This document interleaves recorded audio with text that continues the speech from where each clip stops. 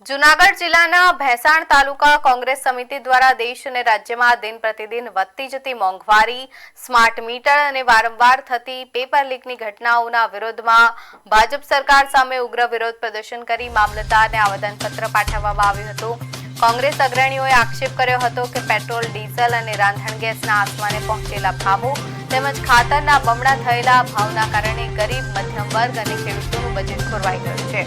આ ઉપરાંત તાજેતરના નીટ સહિતના પેપર લીક કૌભાંડોના કારણે લાખો શિક્ષિત બેરોજગાર યુવાનોનું ભવિષ્ય અંધકારમય બન્યું હોવાનું જણાવી કોંગ્રેસ કાર્યકરોએ સરકાર વિરોધી નારાબાજી સાથે પ્રજાને આ સ્થિતિમાંથી મુક્ત કરી ન્યાય આપવાની માંગ કરી હતી।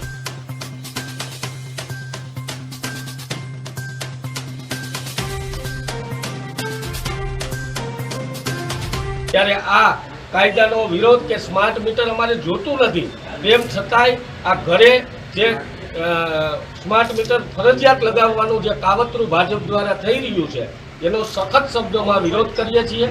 આ તમામ મુદ્દાઓને લઈને આજે મામલતદારશ્રીને આવેદનપત્ર આપ્યું છે। અમારા મુખ્ય આગેવાનોની ઉપસ્થિતિમાં આજે સૌ લોકોએ ભેંસાણની જાગૃત જનતાએ આજે ભાજપ સરકારની વિરોધમાં આ આવેદનપત્ર આપવામાં આવ્યું।